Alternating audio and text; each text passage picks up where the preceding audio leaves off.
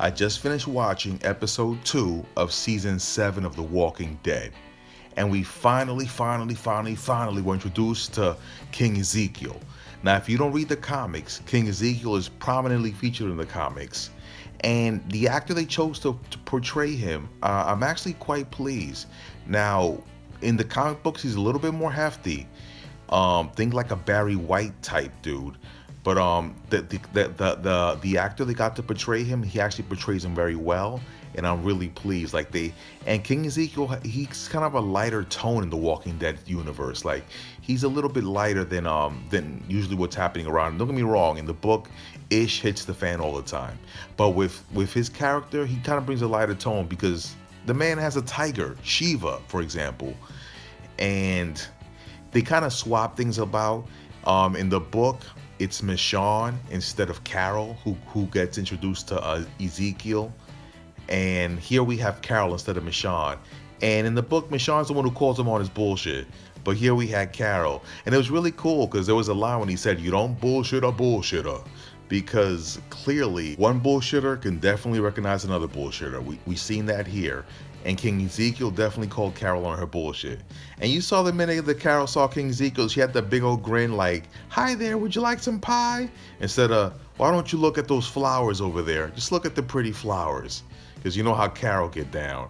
So it was really cool, especially since the last episode with Negan going all crazy with Lucille was so heavy. It was really nice to have the mood lighten a little. In the same point though, I was kind of disappointed because I really wanted to see what happened with Rick's crew. Like, last time we saw Rick's group, they were basically shattered. Like, this thing destroyed them, not just physically, but mentally. And they're doing what the Walking Dead writers love doing. Instead of picking up right on the story, they're showing us, hey, this is happening somewhere else. And the next episode looks like it's gonna be they're gonna take a look at what's happening with Daryl, because you know Daryl, you don't kill that. So they kidnapped his ass. So we're gonna see how he's dealing with Negan's group. So it looks like it'll be a while before we rejoin Rick's group and find out what's happening with them. But yeah, Ezekiel, definitely the actor they got to portray him is definitely on point. He's hitting all the right notes. And it's interesting because when the world ended in The Walking Dead, looks like every single group had a chance basically to remake the world how they chose to see the world. And these people they're happy following a king around, especially one with a tiger. I wouldn't contest that myself. You know what's really cool too? So all this time I'm thinking, wow, these people are eating pig meat infected by Walker. They're eating Walker infected pig meat. And the question was, like, I was thinking, can you get infected by eating pig meat that's been infected with Walker? But they were giving that to Negan's people. Shh, don't tell them. So they're giving them infected pig meat. That's cruel, yo. And that scene where Ezekiel's man was popping off and he got into a fight with one of the saviors, and Ezekiel's man is so loyal, that just shows you the level of respect that he commands as the king. He just stood there and watched dude pummel him with his fists. Wow. And is it me, or is Ezekiel trying to knock those Carol boots? I don't know. I'm not sure if he's just trying to be nice or he wants some Carol. Little does he know, he better not mess with Carol, because Carol will make you look at those flowers. Oh man. We also saw Morgan look like he's kind of questioning his whole should I kill or not, because he seemed pretty comfortable with that pistol until he looked down at it and he said, well, is this something I really want to do? And remember, he went back to his staff.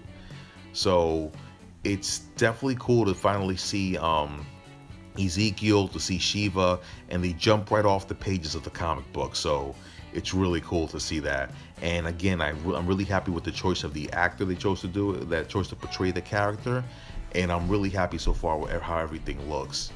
I'm just wondering, are they going to fight the saviors? Are the saviors going to continue just eating this infected pig meat? Is Ezekiel recruiting Morgan and Carol because he needs real soldiers to fight this fight? And he knows these people on horses aren't really going to cut it.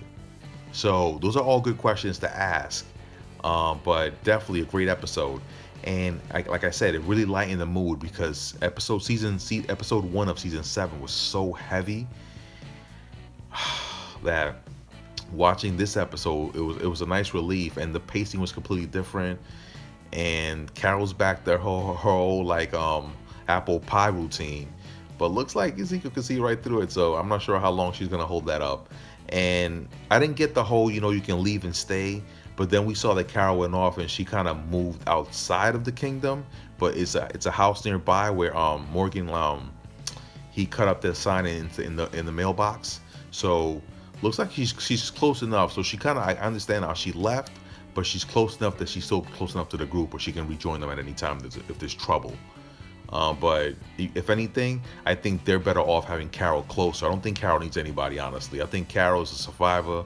At the end of the day, the group needs her more than she needs the group. And I think she'll be fine by herself. Except this one time when Morgan had to save her ass. But besides that. But great episode. Great writing again. I love the changing pace. And I'm looking forward next week to see what happens with Daryl. And he doesn't seem to be having a good time over there. And is it me or all the Saviors dicks? Like, why could they just, okay, I understand you have to work for Negan and Negan's a dick, but do you all have to be a dick? Or is it like it trickles down, like, Negan's an ass, so you have to like be super asshole to everybody because you don't want Negan to get on your case? I don't know, the Saviors just come off as such asses, But again, they're in an environment and dealing with different situations. Who knows what they've been through with Negan? So maybe that's what's made them this way. But episode 2, season 7, definitely a good episode, and I'm definitely looking forward to next week to see what happens. So this is Tone Show out.